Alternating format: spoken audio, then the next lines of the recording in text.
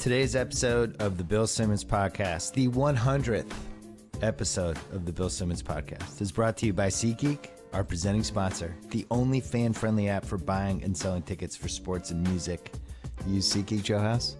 I do use SeatGeek. Of course Great, I do. Good answer. Yeah. Other sites have the nasty habit of showing you lower prices and charging you huge fees at checkout.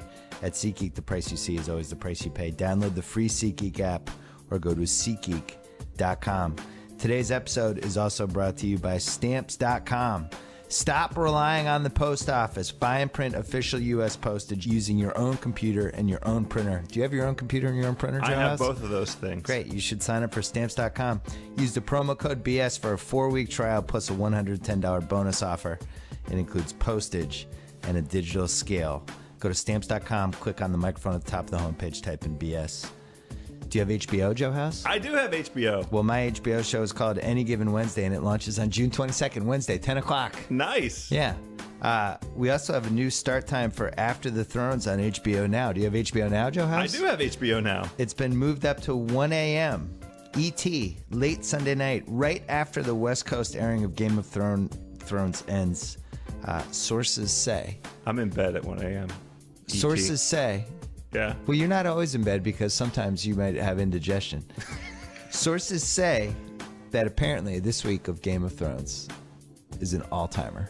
Really? Yeah. Last week was pretty good. All-timer has been thrown around for this week. I particularly enjoyed the ending of last week. We can talk about that. And let's not forget about The Ringer. We are launching next month.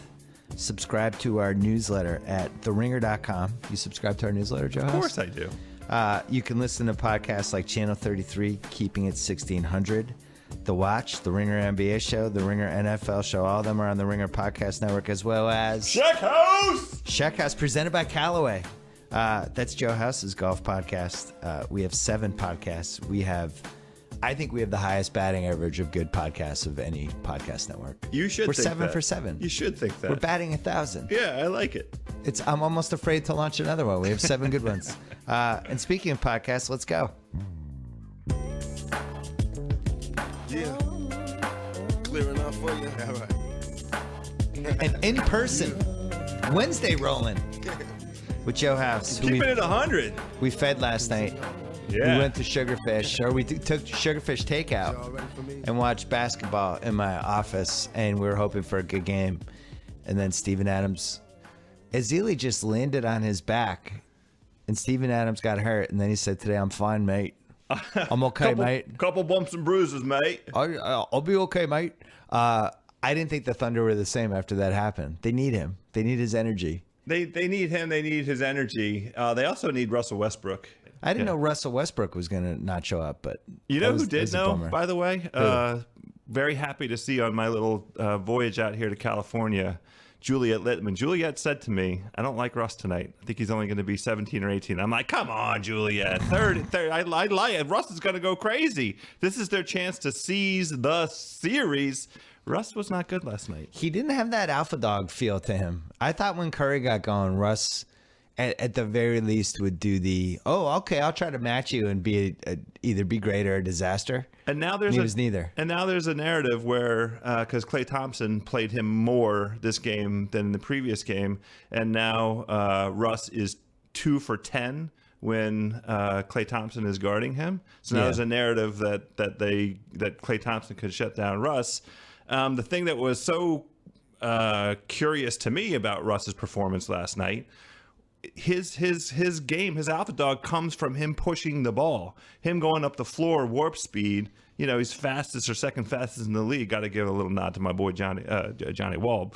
So you're taking John Wall over Westbrook in a speed race. It's neck and neck. I'm not ready to concede that race to Russell. Okay. But Russell finishes in a more explosive way than John Wall. That is for sure. We just didn't see it. We didn't see Russell and taking the ball and running up court and creating Russell Westbrook type of offense. He wasn't generating offense through that kind of aggression last night. I don't know why. I thought that they would. I believe them when they said they were going to come out and try it, and they thought game 2 was a must-win, all that stuff. And it turns out it wasn't totally a must-win. But they had a chance there to at least if they had gone toe to toe. Curry got hot, and I wanted somebody to step up. But Durant was trying. Durant was shooting well in the first half. He had a lot of turnovers in that game. And the tech kind of took him out of it. It seemed like it took his head out of it, the tech that he got. The thing that And yelling at F you at Deion Waiters. Did you see that? they say Vine? that they're friendly that way. Those are the kinds of things they do with each other. That's part of their shtick. I don't ever remember just yelling "fuck you" at you in a friendly way. I don't know. I think maybe you have. Maybe? I'm pretty sure. I don't remember that. Girls or food or. All right, so with Durant, I haven't loved how he played. I thought he was amazing in the second half of Game 4 San Antonio. Thought he was obviously fantastic in Game 6. But for the most part, hasn't shot threes well at all. Postseason, 6 threes a game. He's 29% from three. A lot of turnovers. 4 a game. He had 8 last night. He's got 13 in this series. They just seem sloppy to me. And I wonder, it's weird because Golden State has the same problem. Golden State's super sloppy with the ball for such an unbelievably efficient offensive team. And I just wonder, like, if this gets to a Game 7, is sloppiness going to be the thing that undoes one of these teams? Undoes? Undoes? What did I one say? of these teams? Undoes? You said undoes. Undoes? What am I? Dumbass. Undoes one of these teams. Sloppy? I don't know about sloppiness. The thing that Why don't you vehemently disagree with me then? Well, I don't. Why don't you tell me fuck you? Fuck you, Simmons. I don't agree with you. It's not that. Rappaport owns F-bomb corner, by the way. I'm not. He's so destroyed it. He slayed F-bomb corner. I want to just stay off of it. I want to stay away from it. Yeah, he bought F-bomb corner like Chris Sacca bought all that Twitter stock. He just bought it up. His corner. secondary. It's all like, the wow, how secondary does he own F-bomb corner. 18% of F-bomb corner? Who knows for sale? He's got 90% of it, and there's not. I want to stay away from the remaining 10.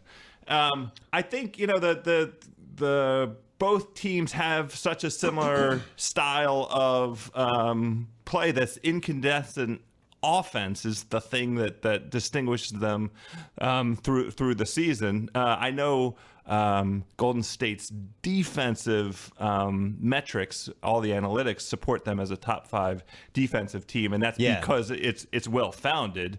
But they can get beat, right? They're compromised when they go up against good guards. Portland showed it. Boston showed it. So I think they feel more beatable than they did 3 months ago. I still think they're going to win the title. Oh, that's interesting because we haven't talked about Cleveland yet, who is now 9-0. Last time we talked, they were 8-0, and I liked it. Now they're 9-0, and I still like it. I don't know what to make of Cleveland because the competition, the 3 best teams were in the West. That's true, right? San Antonio would have easily been the second team in the East. OKC, Golden State. You look at the guys that were in last night's game. Klay Thompson's been the best player, game in, game out, in the entire playoffs.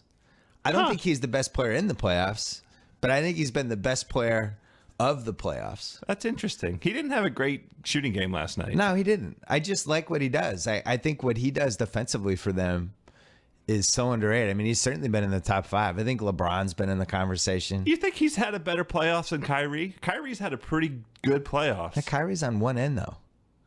He's a DH. I don't know. I just think if you look at most indispensable guys to their team, for all the stuff they've asked Klay to do, actually Draymond, you can say the same thing. I was going to say Draymond might be mad at you right now. You're going to put Klay ahead of Draymond?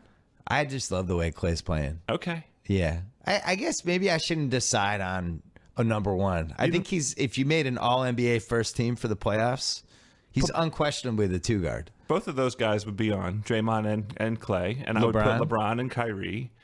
And you'd put Kyrie over Curry because he missed so many games? Yeah, Curry missed games. And then the 5th is your choice of Russell or KD.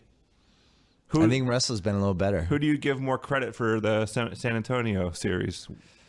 Well, the Game 5, well, it's tough because it vacillates. You know, I was thinking, I've always wanted the NBA to have, you know how hockey has the 3 stars of the game? Number 3 star, number 2 star, number 1 star? Yes. I really wish they did that for NBA, and I wish we kept track of it because I would love to know just after the playoffs, like who is the best player in every playoff game. You know what? You have a staff. You have people that let's just do it. Because have game people- one, I would have given it to Westbrook, first star Westbrook, right? First star Westbrook. Game two, unquestionably Curry. Unquestionably Curry. But it would have just been fun to go through all the games. Like game 6 of Spurs OKC, Yes. I would have given it to Durant. I First would have star given game goes- 4 Durant. Game 5 is easily Westbrook. Yeah. And you just go on down the line. Kawhi was. Let's start doing this. Kawhi was game I one. do feel like somebody should be keeping track of this. Well, so look, you're going to have a website, I hear. Lillard had a couple first stars. Yeah, sure he did. You're damn right he did. LeBron got the Cavs. Like LeBron will be one game. Kyrie will be one game. Kevin Love's probably had got one. Yeah, Kev's got one. For the Celtics, like Isaiah had that one game, and then I don't know. It would just be a fun thing to look back on. I'd love to know who's leading the league in first star games. It's not a lot of characters. What would you call it? A gold stars medalist? Stars of the game. Gold, silver, bronze? Well, why do you have to change it? Stars of the game. First star to the overwhelming MVP of the game, and then a second star and a third star to recognize the contributions of all the dudes out there. Yeah, I'm fine even just doing it 1 star. You just want to do the gold star? Yeah, or you like a star and a runner-up. But I'd be most interested because every game has a best guy. And that's what this series is going to come down to. Like, you had Westbrook game 1, although really nobody was the best player in that game. It was like Westbrook by default. Curry definitely game 2. No, Durant's going to have a game in game 3 or game 4. Durant will be the best player in one of those 2 games. So you'll have a Draymond game. We're agreed. You'll have another Curry game. You'll probably have a full-fledged Westbrook alpha dog game. I still think this goes 7. Hey, you've been saying that. I can't come up with a way to argue, and you know what? I really don't want to argue. I want this to go 7 because I want to watch all these games between these 2 teams. That game yesterday felt like it was going to be really good, and then Curry started hitting threes. OKC got super lazy on defense, and unless Adams is going 110%, I don't think they can beat Golden State. Well, I hope he's healthy. The 2 things that happened yesterday, and it was very encouraging to see him come back. And he was sort of effective. He moved up and down the court. We didn't say, oh, my God, he's limping, or oh, my God, he's holding his back. But the 2 things that happened yesterday, the game was neck and neck, and then Golden State closed out the second quarter on an 8-0 run, and then they came out in the third quarter and got hot. And I have no idea what was going on with the switching defense, and maybe that's why KD yelled "F you" at Waiters. At Waiters, yeah. The number of uncontested shots that Curry had in the third quarter, it's like, the Warriors have played 85 games now. Maybe there's some tape of Steph Curry, and he ought not to be left alone under any circumstances. If you were Cleveland, would you rather play OKC or Golden State? Golden State, 1,000% Golden State over OKC. Yeah, you want the rematch, and there's no they just won 73 games in the regular season. Yeah, that's who you want to go up against. That's the history show. You want to be up against. And by the way, think about that legacy for LeBron. If they win out, they sweep the East, right? They go in there 12-0, and I'm rooting for that for a couple of different reasons. 12-0 would be fun. 12-0. We have a vested interest in the Cavs going 12-0 now. Yeah, you got a vested interest. Yeah, there's a plus 180 sweet bet. Oh yeah. After we lost that Spurs bet. That was okay. That was a good bet. Great odds, but we should have gone against it as usual. Should have been a little hedge. We had the Spurs 10-1 last summer. It never worked out. There was an easy hedge to make before the OKC Spurs series started, and we didn't do it. Yeah, because we're dumb. We're dumbasses. Yeah, we are dumbasses. But think about all the narratives. If Cleveland sweeps through 12-0, LeBron, this will be his 7th consecutive appearance in the finals, which is one of the great stats. Unbelievable. I don't even think. I guess Russell was obviously in 7 straight. Probably Sam Jones. All those guys who were on the 56 Celtics through Wilt made it in 67. So if you go after 67, I'm not sure anyone's done that. 7 straight. Magic didn't do it. Because you know why Magic didn't do it? Because he didn't show up for the 86 finals. It's again. We sent him an invitation. We sent him an invitation. He RSVP'd. Yes, I'm plus 11. Didn't show up. You always got to get in that ass. You're always in that ass. We sent him an invitation. The thing that I think of when we talk about historical legacy stats like that is, again, what David Stern did to Michael Jordan, interrupted that run for the Bulls because we might have had, could have been 6 or 7 for the MJ. I wonder if the 94 Knicks could have beaten them if MJ came back, just from the attrition on the bodies of the Bulls from Game 7 in 90 Eastern Finals, then finals. You're talking like 400 games over the course of 3.5 years. And at some point, they would have had injury, bad luck with one of those guys. Yeah, that's what's so interesting and I don't know, compelling about LeBron. He changed teams, and he is now, I think it's legit to posit, you can make the argument that this is the best team he's played on perhaps in his whole career. I think you can make the argument. I still think that 2013 Miami team. I know. I don't disagree. Wade, for me, Wade's in the top.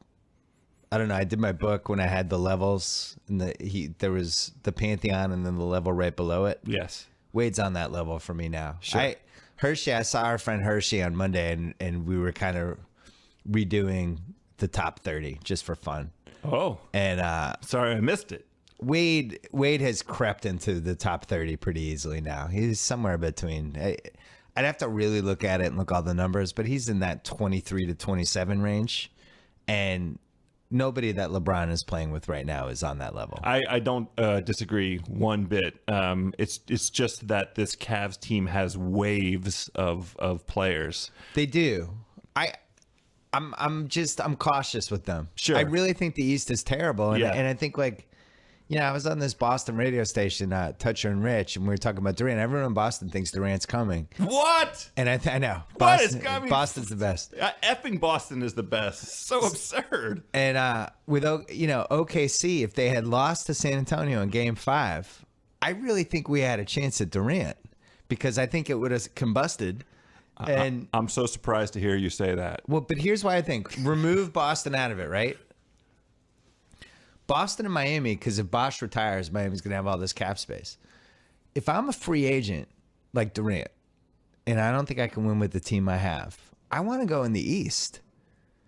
It's a clear path to the finals. I'm just looking at the Cavs, and that's it. Who else is in my way? I don't disagree with the thesis. It's a no-brainer. I'm going to Miami or I'm going to Boston. I have a chance to put together a title team and be in the Final Four every year. It's a fun hypothetical, but they won that game, and now They did. they're in the Western Conference Finals. So But he's if going to Golden State resign. kicks our ass the next 3 and all of a sudden it goes bad and they're yelling at each other like Boston, that's our only chance. The only way that it goes bad in that way is if one of these important guys gets hurt and they get, there's not going to be now all of a sudden some kind of internal dissension. No, I mean, and all I'm things already in the going- record. I think know it's how you're going dreaming. 7. Yeah, right, exactly. I think- okay to dream. I've told you before, it's okay to dream. You dream. Durant would be he would really have to want to leave if he didn't just do a 1-year extension. Right. He's going to do a 1-year extension. We've been saying it since October. You know what I found out, and I look forward to this being a transcript and multiple blog posts with people getting traffic from it. This is great. So apparently, and it's never really been activated before because nobody's ever been in a cap position to do this. But the cap is going up to such a crazy amount this summer. Yes. So the Warriors, this is what I heard. The Warriors, if they let Barnes go and they let Ezeli go, they could give the extra cap money to Steph. They could pay him a year early. Oh. Yeah, I didn't. Nobody knows about this rule, but it's in the cap. It's like buried in there. It's in the whole CBA. Yeah, this is one. I'm gonna He's tweet in the my last year of his thing. They could literally just give him a raise next year over spending the money on someone else. I'm gonna tweet at Nate Duncan. I want some cap, insider. Well, cap Larry on it. Kuhn. We need Larry Kuhn to Larry break it Kuhn's down. Hey, another Larry one. Kuhn, break this down for us because this rule exists. Somebody swore to me that.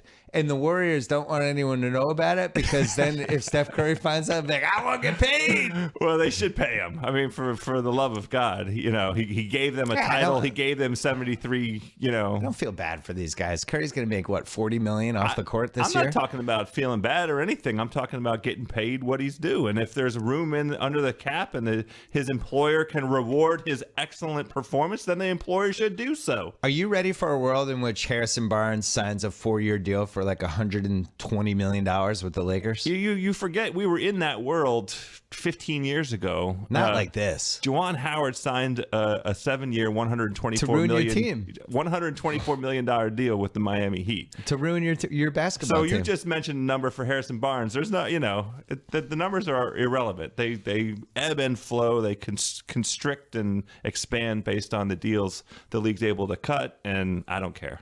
So I think the Lakers get Barnes. Oh. I think somebody overpays Azili. Oh. And the Warriors make a run at Durant. Okay. And if it doesn't work out, I think they just give the money to Steph. Interesting. They still need 2 players, by the way. But the problem is, and people have talked about it, but I don't think the average basketball fan really understands what's going to happen this summer. Dion Waiters, for example. Kind of like Waiters. I'm on the Waiters Island. You and Zach have been on Me and Waiters Zach. Island. You're alone on there, by the way. At least I'm not on that island. Been playing hard in the playoffs. I like how he's playing. Congratulations. It's about time. He's probably going to make between like $12 and $15 million a year. Somebody's going to sign him for between $60 and $80 million to play for their basketball team. It's just a function of the money that's available because the league has been so successful, and all credit to the guys that paved the way for this. And they hit a great moment in broadcasting rights, sports rights history, and signed this super rich deal. Which I'm glad you believe that. There's a long and storied history of great NBA teams screwing themselves up by overpaying somebody who wasn't as good as 1 or 2 of their best players. Oh, I live in Washington. Yeah. I'm familiar with this this technique you're describing. It will happen 1 or 2 times this summer where somebody on a team is going to get a ridiculous contract and it's going to completely screw up that team. It will happen. I can't promise wait. you. It's one of my favorite dynamics every For year. instance, let's say Barnes says, "I'll stay. I want a 5-year deal for like 150," and all of a sudden he's making more. And Harrison Barnes is making way more money than Draymond Green and Steph Curry. And everyone's like, "No, this is great. We need to keep Harrison." There's no way Draymond Green is going to be okay with that. He's too competitive. He won't like that. He just won't. Deep down, it's going to bother him. So that's interesting for a lot of teams. That's going to happen in Washington because they're going to sign Bradley Beal to an extension. And he'll make more money than John Wall. It's going to drive John Wall crazy. Yes, it already makes John Wall crazy that Reggie Jackson makes as much money as he does. Yeah. It's going to make him very crazy. This is a real thing for these dudes. They measure themselves by all NBAs and respect and seeding in All-Star Weekend on Saturday, how close they are to the best dunks and who makes the most money in their team. It's a real thing. They're fucking competitive. That's why they're great at basketball, because they're competitive guys. Yes. Fascinating. I remember when I re-signed with ESPN and then they gave Riley that ludicrous contract. God bless him for getting as much money as he could get, but absolutely, in the moment, I was really bummed out. So I can't even imagine how Steph Curry's going to feel when Harrison Barnes triples his salary. They are going to let Harrison go his way. The Lakers. Wherever Harrison wants to go. Are you excited for Mike D'Antoni to coach James Harden? Because that's in play. That is incredible. I bet they get along really well. I think D'Antoni is a what do you want to call him? He's a whisperer, but I don't know. How would you characterize Harden? A scorer whisperer? It's just it's the worst defensive player of any good player in the league with one of the worst defensive coaches in the history of the league, and they're going to join forces. A match made in heaven. It's going to be great. Somebody's going to score 110 points on them. And Dwight's a single player. And Dwight will be gone. So Dwight will be gone. Dwight's going to end up on Dallas. You know, it does. He'll end up in the rejuvenation program that Dallas has put together. Does because that's what I'm calling it, a rejuvenation program. Oh, I like that. Yeah. Sure. Yeah. I'm looking at you. It is fate. Rejuvenation. It is fate that he ends up in Dallas. It's great. It really is. And Cube's history with signing washed up centers is unparalleled.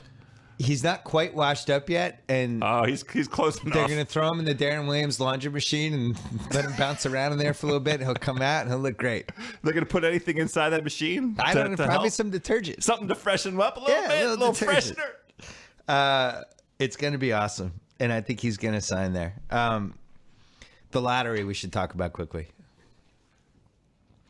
So we got to commercial. I mean, we did this. It was, I don't know if you guys saw it. I was on Facebook Live and we did Periscope and I had a bunch of people in my office and we just had put the cameras on us watching the lottery.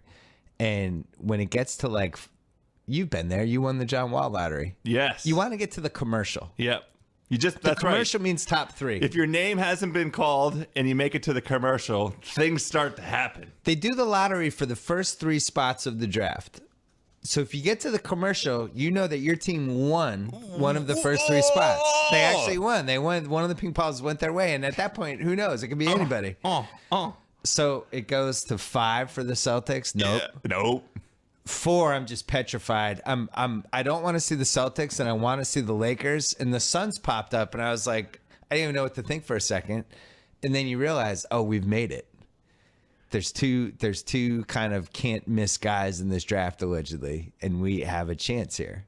Commercial, waiting, panicking, come out, and somehow we got the 3rd pick. What are the odds of the team of the order going exactly how it was supposed to go? I wonder. I'm sure somebody's written about what the odds are, but it was kind of amazing. It went exactly chalk. What is your team going to do? That's what I'm interested in.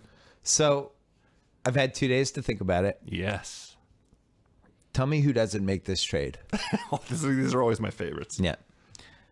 The Celtics trade the number 3 pick and the number 23 pick with Avery Bradley to the Chicago Bulls for Jimmy Butler and the number 14 pick. Huh. So we move up from 23 to 14.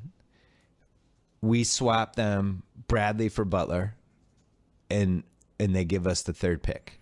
And they end up with the 3rd pick, Avery Bradley, and number 23. That's my offer, Chicago. I'm not sure they take it. Because what in the hell is Chicago going to do? It doesn't seem like it's the moment to hit the destructo button. Because Butler's still young.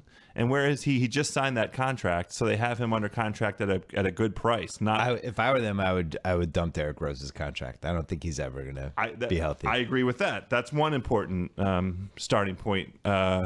Joe Noah's got to go somewhere other than Chicago. I think he ends up in Atlanta. That makes sense too. That's very cool, right? A nice little Al Horford reunion. Yeah, I like that. That would make Atlanta 3% more interesting, which would bring them all the way up to 8% interesting. One other scenario I was thinking for OKC if they didn't win and Durant came back. Oh, you never gave me my thoughts on the Butler trade. Hold on, let me do this and then give me the Butler thing. All right.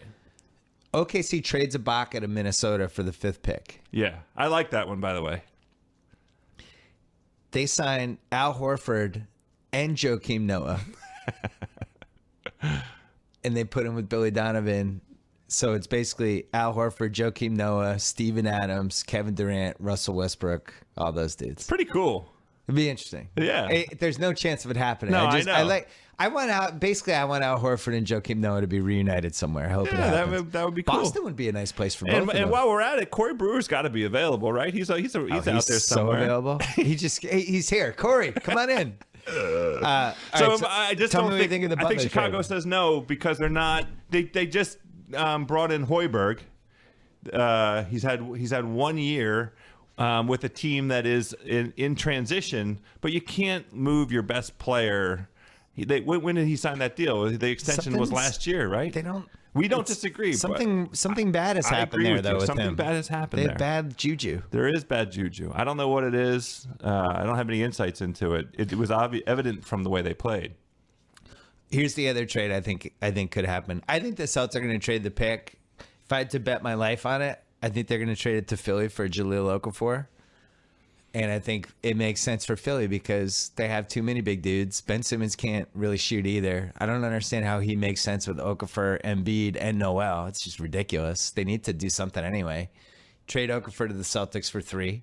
You take Ben Simmons at 1, and you take either Murray or Chris Dunn or Buddy. Probably Chris Dunn or Jamal Murray or Chris Dunn. You take one of those guys at 3. Well, and now you have a basketball team. Then you go spend a lot of money on somebody. They need a point guard. I mean, yeah, go get Chris Dunn. Go overpay for a shooting guard. You put Ben Simmons there. You still have Embiid. You bring Saric over from Philly. That's a basketball team. Like I think that makes much more sense than keeping Okafor. And for the Celtics, I think Okafor would be the 3rd pick in this draft. the whole thing hinges on Embiid's foot. My man hasn't played competitive basketball in 2.5 years now, And he was like in Qatar. it's just a strange. That's a documentary. I was going to call it a 30 for 30, but you know.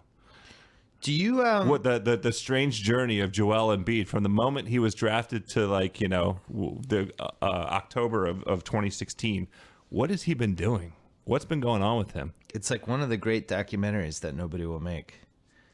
So, out of those two, you think neither of those trades are realistic? Am I going to be stuck with the third pick? I'm not dismissing the Philly trade. I just think they need to hold on to Okafor until they've confirmed to their own satisfaction that Joel Embiid can play basketball again, which seems like still a little bit of ways away. I mean, I keep seeing, you know, these reports of progress and he'll be ready and, you know, all that kind of optimism, but I'm raising my eyebrows a little bit over here. Would you trade 3rd, 16, 23rd, 31, and 35 and Amir Johnson for Boogie Cousins? Of course I would. Yes, of course. Yes. You don't think there's been too much stink on Boogie? I think there's been too much stink. I don't think that. 6 years of complete dysfunction. Yeah, well, that's welcome to Sacramento. I mean, Kevin Johnson, by the way.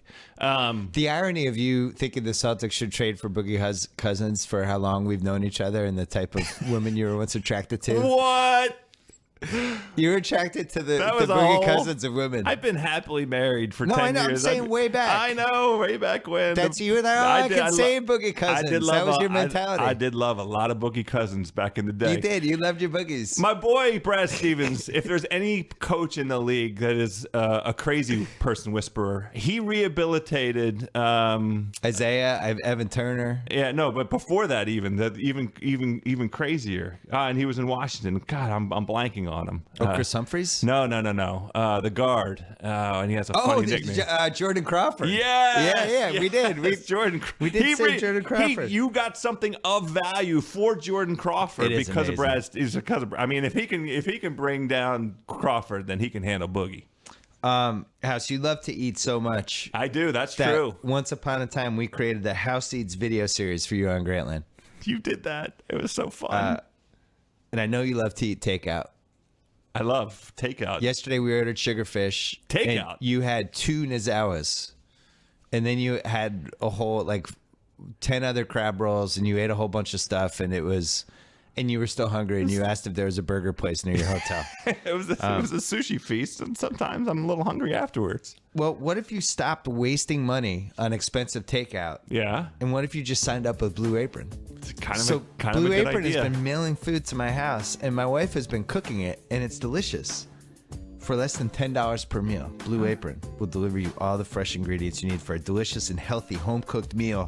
They have the highest standards for ingredients. They built a community of home chefs that has no rival. Here's some of the meals available in May House. Middle Eastern chicken and chickpea soup with pita croutons. Mm-hmm. Crispy cod and cabbage slaw tacos. Oh. With pita, pineapple, and avocado salsa. Yeah. And then pan-seared pork chops with 2 cheese mashed potatoes and sauteed spinach.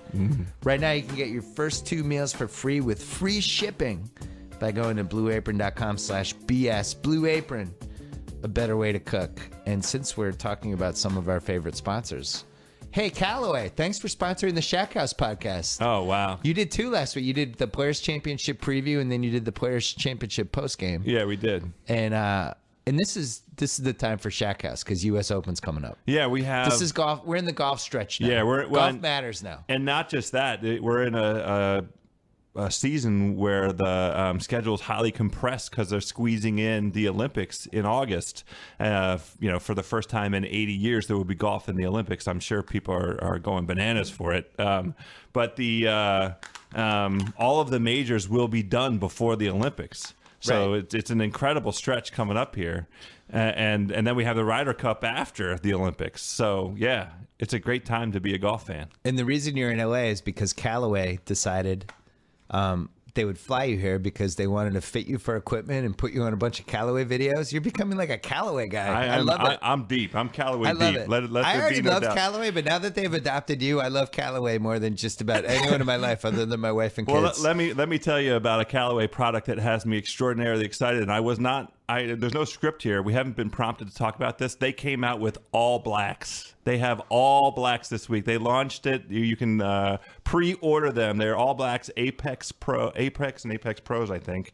And the shafts, the grips, the irons themselves, all blacks. Do you think that there's any chance in the world that Joe House is not going to go all black? That's 100%. Yeah, I mean, come on. People thought you were black on the podcast for 5 years. Of course you're doing the All Blacks. So Callaway, thanks for sponsoring the Shack House podcast. It is doing very well. All of our podcasts are crushing it on iTunes. Thanks to everybody that's listening. Thanks for spreading the word for us. And, we couldn't be happier with our podcast network. Started at the bottom. Now we're here. And speaking of podcasts, one of our original OG BS Report guests back in the day, now the BS podcast, we're going to call him right now.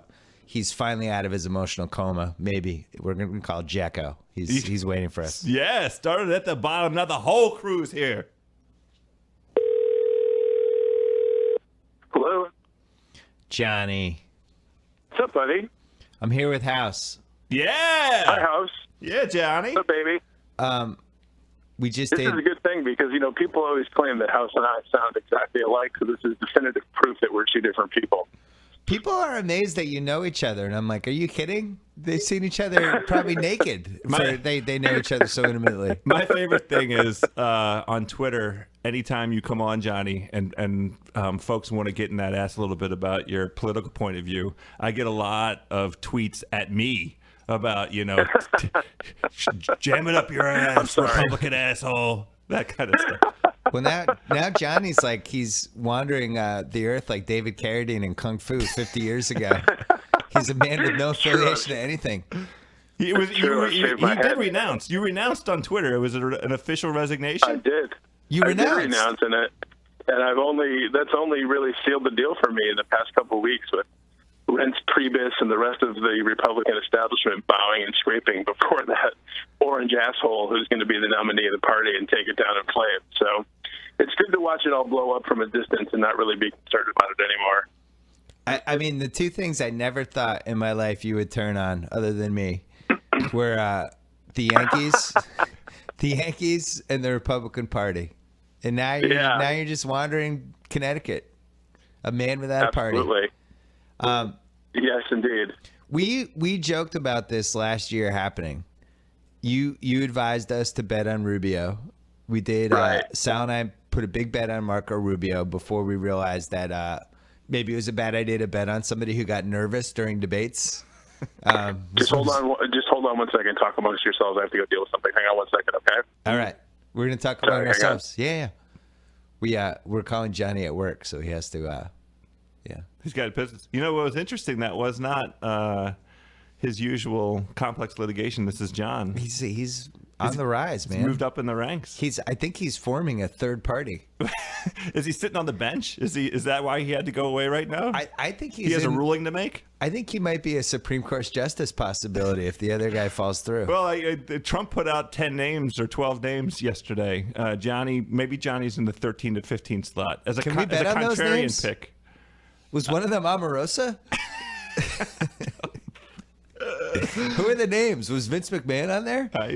I didn't recognize any of them, but I'm not, a master of the conservative the bench.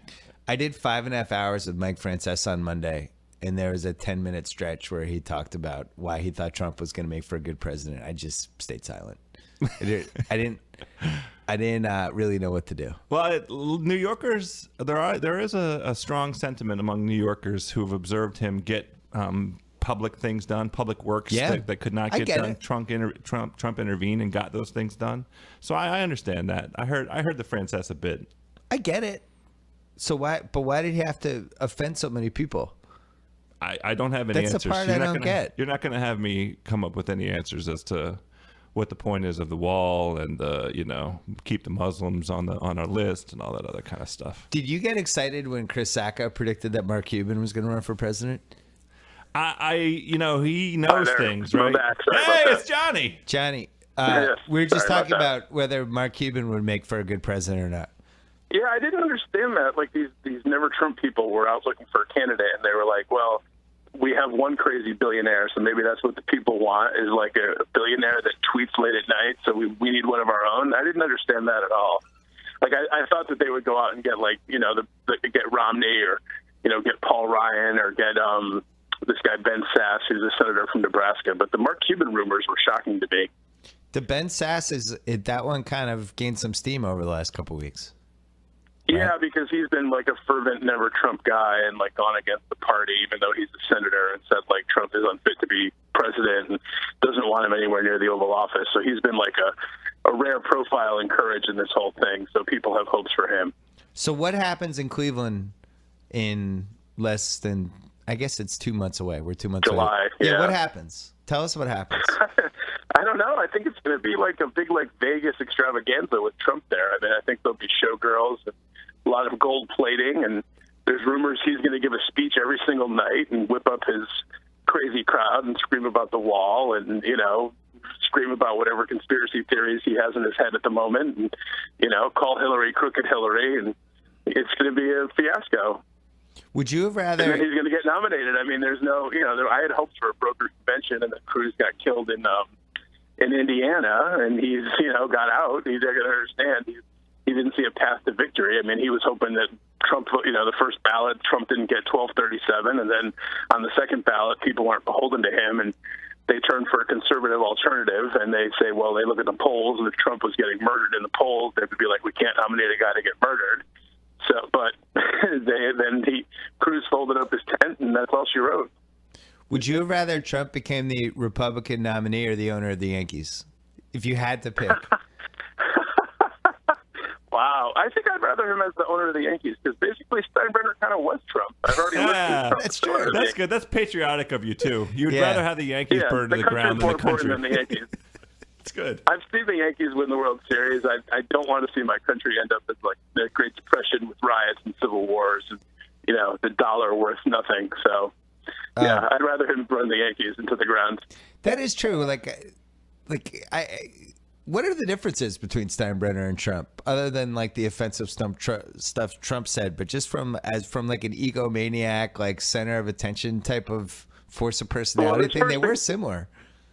This first occurred to me when, in late March, there was a Mike and the Mad Dog reunion at Radio City Music Hall. And leading up to that, they played, like, their greatest hits on the way. So one day I was driving home from work, and they had an interview with Steinbrenner from, like, 91 or 92, the nadir of the Yankee years.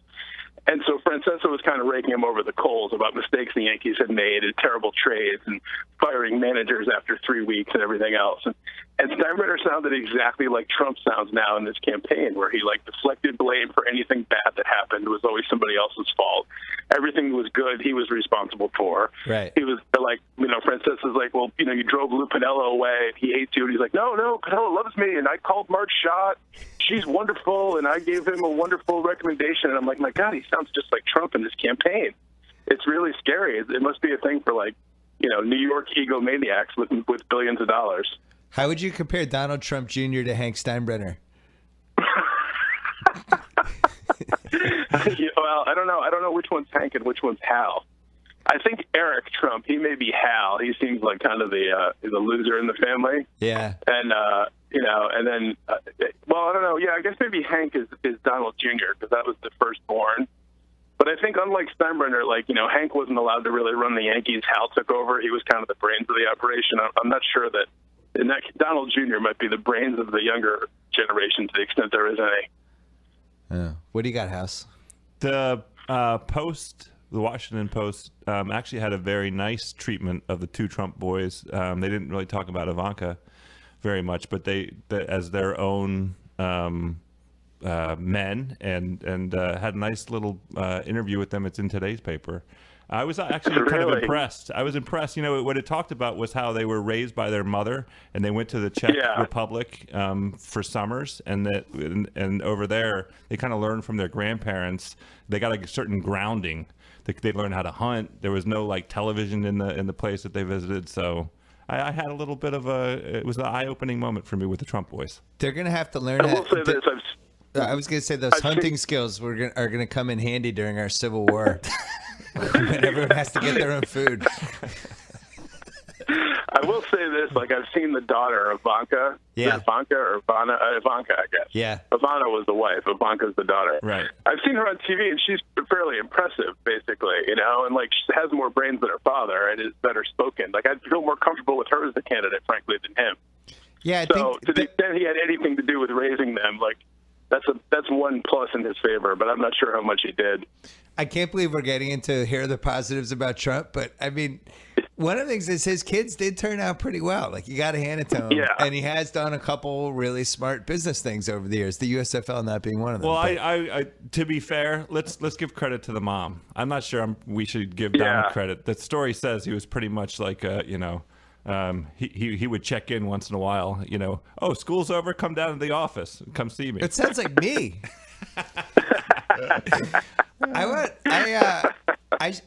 Part of me wished we had 4 kids because I think it would have been fun to have the one kid that all these rich families have that the like the Fredo basically, that's just kind of home till they're 42, and then I realized like that might just be my son. I might have accomplished it in 2 kids. Yeah, my son. You might not have to have 4 to have Fredo. At the soccer game on Saturday, my son is 8.5. He had a hole in his shirt at my daughter's soccer game. There's hundreds of people there. And my son's like, Dad, watch this. And does the Hulk Hogan, just rips his shirt off and is shirtless the rest of the soccer game. And I'm like, he really might be living home till he's like 43. Why did he do that? I don't know. He's 8.5. It's not like he's 4. Right. This is what I mean. And then the ice cream man showed up and he did this dead-on imitation of Eddie Murphy's ice cream man routine, which apparently he's heard on Sirius, which I blame my wife. But started going, ice cream, the ice cream man is coming. And people were just like, is this kid like for real? Is this an actor? Are there hidden cameras? That's my son. Well, so I might have accomplished it. I can't believe we've now devolved into like Kathy Lee talking about our kids, but I'll join in too and do that at the age we are now. So on Monday, I was the chaperone on my 10-year-old daughter's 4th grade field trip to the home of the Pilgrims, Plymouth, Massachusetts. Yes. So that required me to be on a bus for 5 hours, 2.5 hours each way, with 40-odd 4th and 5th graders. And these 9 and 10-year-old boys are completely insane. Like when I got off that bus, I would have like started taking heroin. Like alcohol wasn't strong enough because the PTSD I had for being on a bus with these boys that are completely out of control. Completely out of control. And that's all boys, Johnny. That's all little boys. Oh my God. They are crazy. Now I'm young enough to remember being like on field trips in like 5th and 6th grade. I'm like, we were never that crazy. We might have screwed around. We weren't angels. But like these boys are crazy. I came home and talked to my wife and I said, I'm like this old guy, like get off my lawn. I'm like, I think it's the video game. It's the video game. We weren't like that. So it may not just be your son. I just think it's like young boys are like getting crazier or something. I don't know what it is. Yeah, the best way It's insanity. I've had this conversation with all of our friends. Every friend I've had who's had a boy at some point thought there was something seriously wrong with them, and you have to have this. Oh no, don't worry, it'll even out. I mean, I have a 5.5-year-old. I feel like I need to chime in a little bit here. He's in the pull his pants down at every moment stage. As soon as I walk in the door, his pants are down and his ass is in my face. Right, Daddy, I'm gonna rub my ass on you. He says ass. I said, no, son, you can't say so ass. Dumb. What is wrong with you? They hit 6 and they become like a little bit less dumb, and then from like 6 to 9, it's kind of they're half dumb. I think at some point it levels out. As soon as they get interested in girls, I think it finally maybe levels out a little bit. Wait, that's it. Johnny, since we're here, Yankees quickly. They're awful. That's all. No comment.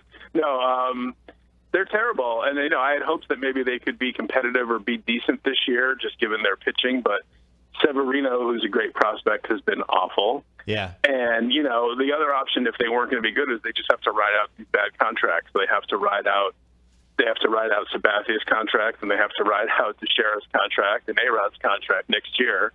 And then they'll have some money to play with. And then, sorry, House, they're going to go make a $500 billion 10-year offer to Bryce Harper. And, makes me very see what unhappy. They can do.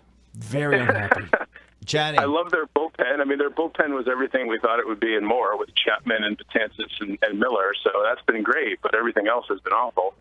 Johnny, I have an announcement to make, and you're part of it. Yes. Oh, we're launching the Ringers MLB show next week, and you and I are hosting the first one. Awesome. Yeah, we. This is exciting. Yeah, we already have the Ringers NBA show and the NFL show, and we're gonna also have a baseball show, and we are just gonna do it by committee for a little while until a person that we're waiting to hire is going to join the staff.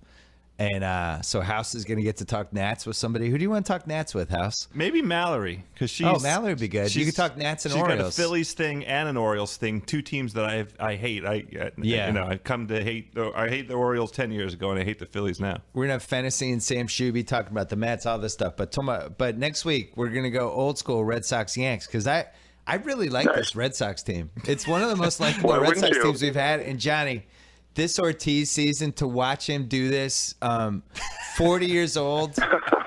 Yeah, it's a miracle. Just Some kind of a miracle. naturally being awesome like this, and the guy he took care of his body. He stayed in shape, and it's fucking incredible to watch. It really is. It's incredible. Really one for the ages. It's really a better living through chemistry. You know who I heard was a pen pal of his? I heard that Peyton Manning's wife and Poppy are pen pals. There's never been any evidence that he did anything. You heard that, Johnny? They mail things to each other. Did you guys ever read the Mitchell Report or what it was about? It was just people that tested negatively for some sort of substance. Like it could have been amphetamines. It could have been Sudafed. It could have been anything. We don't know what it was. Smear campaign, just like Tom Brady. Johnny, have you ever been more scared of a Red Sox player than David Ortiz? No, that's the truth. No. Okay, because Francesa said the same thing.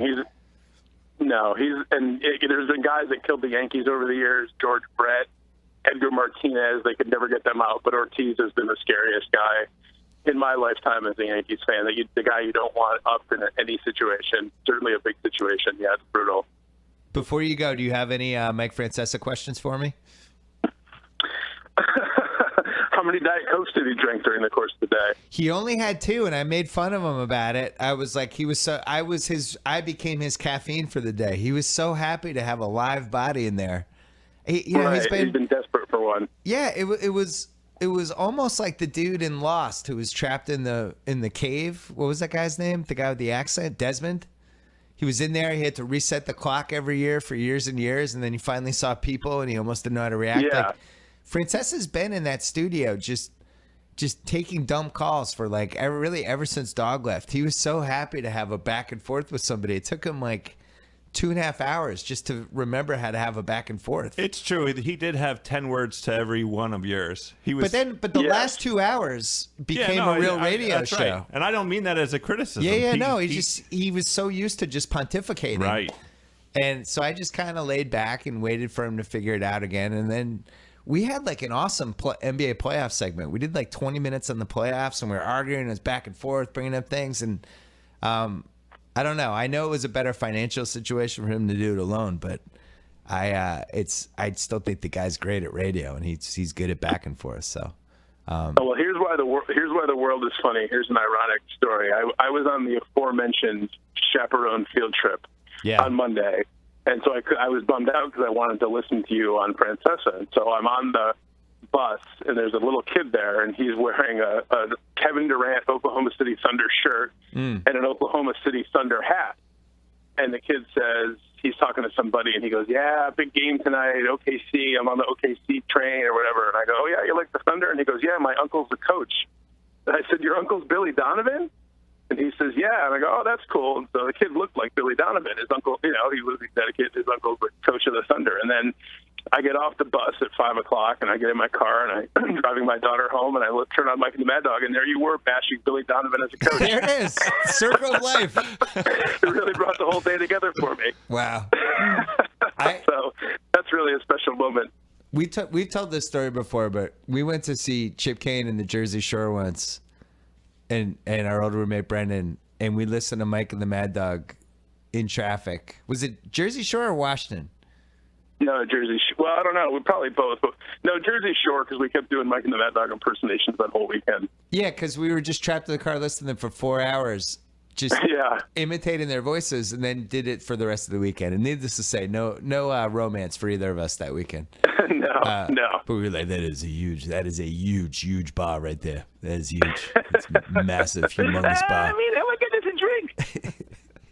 All right, Johnny, next week, All right. the Ringers Excellent. MLB show. We'll host the first one. I'll try to force myself to watch a Yankee game between now and then. Johnny, don't make him keep it in his pants for the Sox. I mean, it's a little embarrassing right now.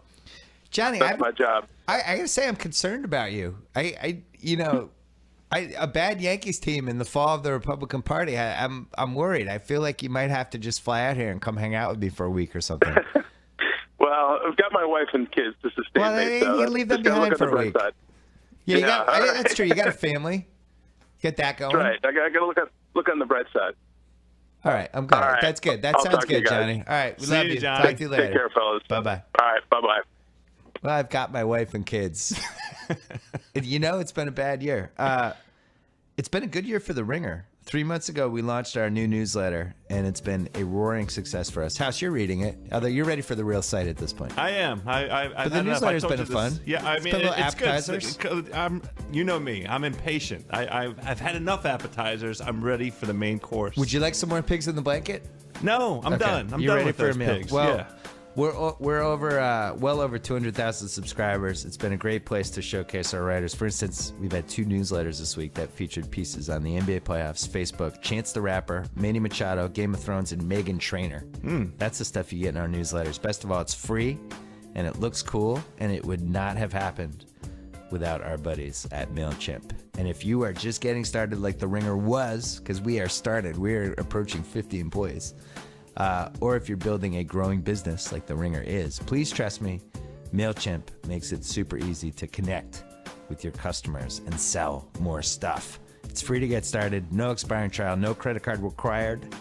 Go to MailChimp.com. Oh, and if you don't subscribe to that Ringer newsletter on MailChimp, then you won't know when we start selling Ringer swag, dope t-shirts, dope baseball shirts, House, caps. Don't think for a second. You're getting it for I'm free. getting in the Yeah, you don't closet. have to No, buy I that don't. stuff. I'm not worried about the payment. I'm getting in the closet today. You get in the I'm closet? not walking. Okay. I'm not leaving here without some Ringer swag. Well, when those are available, we'll be putting those on the newsletter as well, including Tate's special t-shirt that we're going to make for him. Oh no. No, we're not really doing it. Thanks again, MailChimp. Again, go to MailChimp.com. They've been an awesome partner. You want to talk about Bryce Harper really quick? Sure. Is this the most fun athlete Washington has had in your lifetime? No, because Ovechkin, for a stretch there, until he was the leader, the identity, the public face of a team that continuously loses in the second round of the playoffs, he was extremely exciting the first 5 years of his arrival in Washington. And he is, now has a legacy as a tremendous goal scorer and an all-timer in that category, just not able to get his team past the second round. I understand hockey is a team sport, blah, blah, blah, blah, blah. But the first half of Ovechkin's career was very exciting in Washington. And on top of that, RG3's first year was extraordinary. And Washington is, more than anything, a football town. So RG3's rookie season was stupendous. But Bryce is up there. Bryce is up there is one of your worst takes.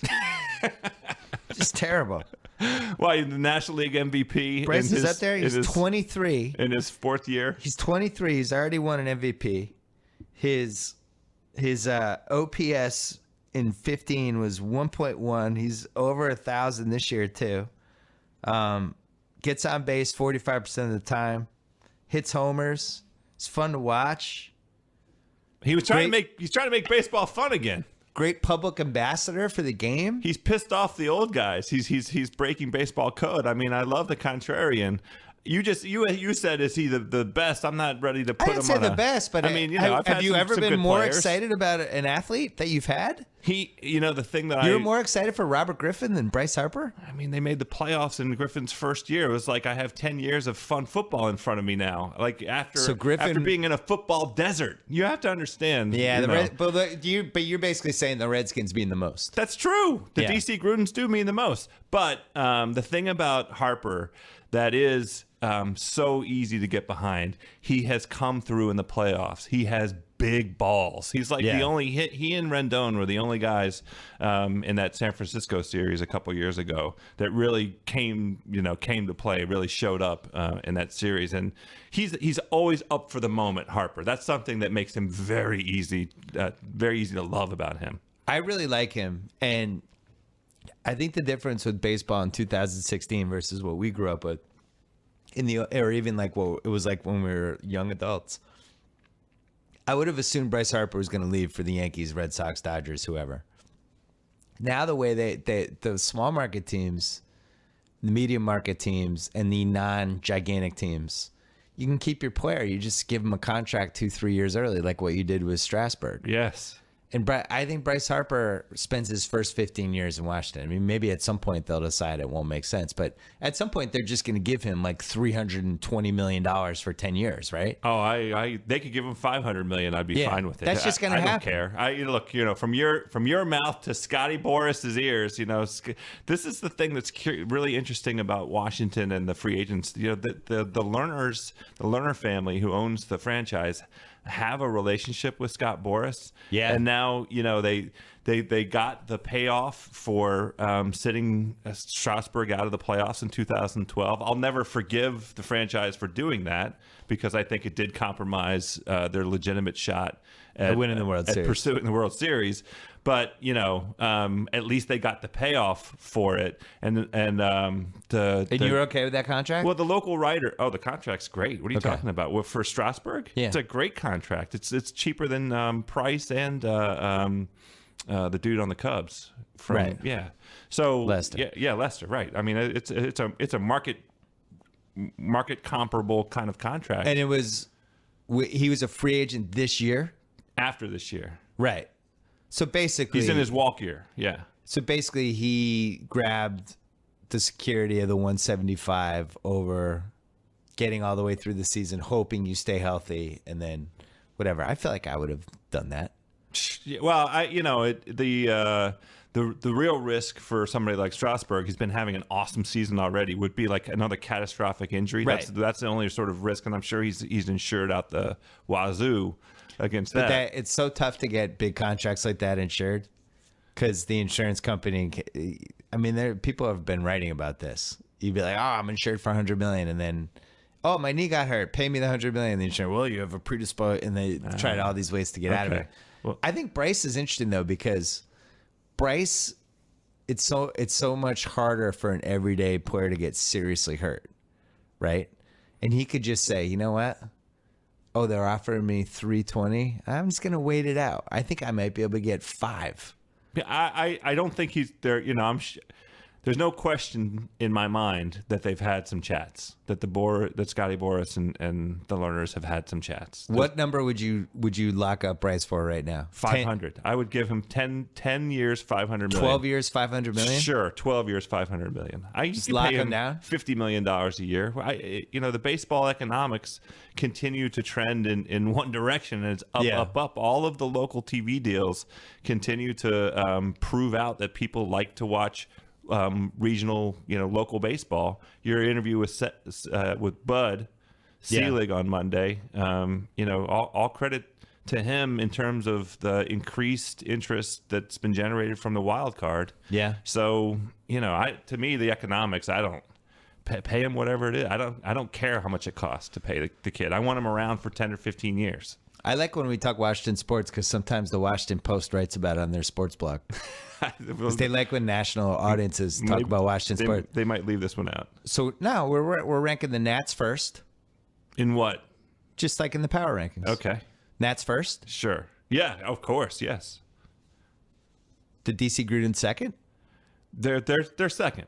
They're second? They're second because Is there optimism with the DC Griffin's? I'm mad at the Caps. The Caps by performance and You record. knew it was coming. Mother F me. You knew it was coming, Stick it though. right in my rear hole. You knew it was coming. It's just so I'm so bitter about it though. How did you not know it was going to happen? That's the Caps. I mean, That's what they do. They, my boy Danny Steinberg has what like a Mad Libs version of Washington sports I love that. failure. I saw that. It was great. Mother, and this one he needs to add in a line for the failed Russian player, who was great all season long and then came in and sucked in the playoffs.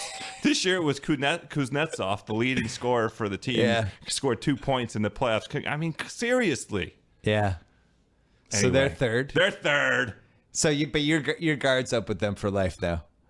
With this is current it not up? It's iteration. always up. It's No, always you up. talked yourself into it. They were dominant during the regular season. There was no great East team. You were talked in. There was no great East team, and then there was. And then the Pens. Pittsburgh has been unbelievable. When did that start? And how did we not have January. money on it? Yeah, that's the latter question is the important question. I thought we had hockey friends. Where the hell is Weinberg when you need him? Weinberger? Yeah. Yeah.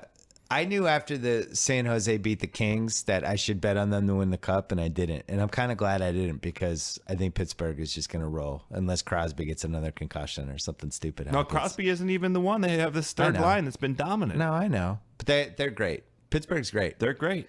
Speed is where it is in hockey Speed now. kills. The Kings weren't fast enough, and they didn't. You need speed, you need 4 defensemen, and you need a competent goalie. That's really for the Caps what happened. They had a combination of injury, and Orpik got suspended for the cheap shot in game 1 or 2. The Kings had 2 defensemen, and that's what sunk them. It's just too hard because you can only play your best 2 30 to 32 a game. You still got the other 28 to deal with, and they just had bad guys. Yeah. So in 4th place Oh God. is the Wizards. Yeah. And you just spent $7 million a year on Scotty Brooks, which is a good way for us to go out on. Why? So What- I can curse? $7 million a year. You went from Randy Whitman to Scott Brooks. You're gonna have an entire decade of terrible NBA coaching on your team. I don't really care about the money. You know, it's not it doesn't affect the salary cap. It's Ted Leonsis' his money. He can spend it however he likes. The thing that I find challenging in terms of my fandom is they signed up Scotty Brooks before knowing what was going to shake out with the rest of the teams and the teams in the playoffs. And like the Frank Vogel type of guys. The coaching Yeah. market, Dave Jager and Frank Vogel both came available, you know, basically a week after. And the number of texts on my phone right now that say, do you think that Frank Vogel would be a good coach in Washington? How do you feel about Dave Jager? And it's like, well, we're going to roll with Scotty Brooks. We're rolling with Scotty. For $7 million a year. Yeager got four a year in Sacramento. Come on. Scotty Brooks must make twice as much money as him. Come he's on. not a terrible coach. No, I no, shouldn't no, have said no, that. no, But, you know, I've kind of seen that play before with old Scotty. I guess the only thing I would feel half decent about is just that I thought Billy Donovan was terrible all season and actually became competent during the playoffs, and some sort of light bulb went off, and maybe that'll happen with Scott Brooks. I don't know. Yeah, fingers crossed. Bradley Beal, banged up. Max deal Bradley Beal. He's going to get max deal anyway. yeah. He can't stay in the court. They're going to give him a max deal anyway. He's 22. Like 5 years, 150? Yes. Really? Whatever it is. That's whatever gonna go the max so deal badly is. with John Wall. Well, that's what's going to happen. Do you worry that John Wall goes to Cavs games with Rich Paul? Look, John Wall this past season, for the first time in his time in Washington, started expressing, it was very sort of quiet. Subtle, yes. But a little bit of dissatisfaction with the direction of the team and his role on the team. Why would he not like the direction of the team? You have an incompetent front office, and they've overpaid coaches that aren't that good and don't really make any great trades. What's wrong?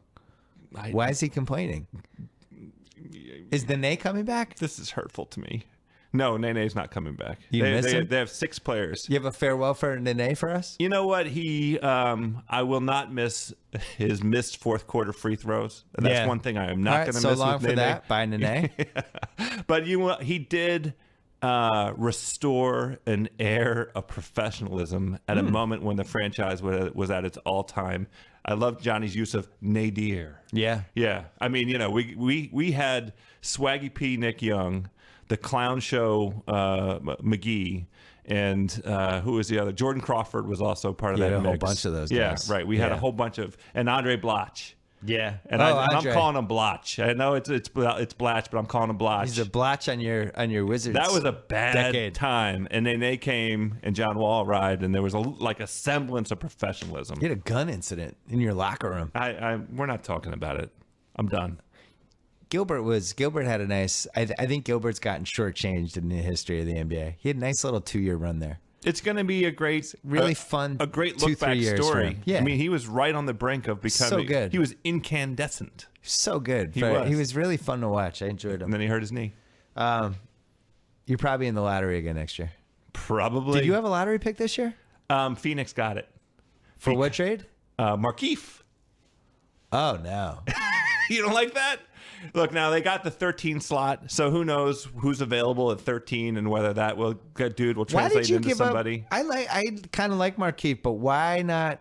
Why give up a first-round pick for him, and yet Tobias Harris was just sitting there for free? It's a great question. You know who I've been on this podcast 50 times begging for Channing Frye. Begging the franchise to look at Channing Frye, the franchise that wanted to rebrand itself as a space and pace and space. You would have liked a professional 3-point shooter, a 6'8", 6'9", 6'10" guy who's awesome at the pick and roll, demonstrated, proven expertise at that, and anyway.